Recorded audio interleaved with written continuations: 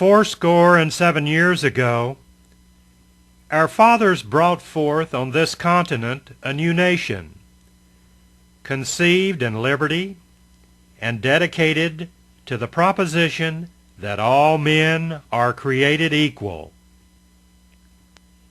Now we are engaged in a great civil war, testing whether that nation, or any nation so conceived and so dedicated, can long endure. We are met on a great battlefield of that war. We have come to dedicate a portion of that field as a final resting place for those who here gave their lives that that nation might live.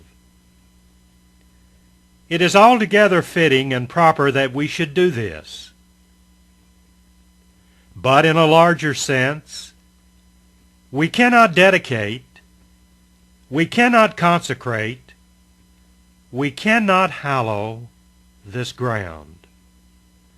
The brave men, living and dead, who struggled here, have consecrated it far above our poor power to add or detract.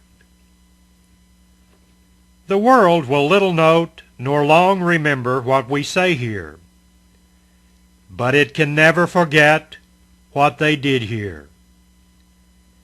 It is for us, the living, rather, to be dedicated here to the unfinished work which they who fought here have thus far so nobly advanced.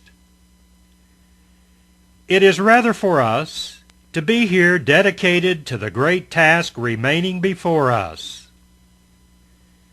that from these honored dead we take increased devotion to that cause for which they gave the last full measure of devotion,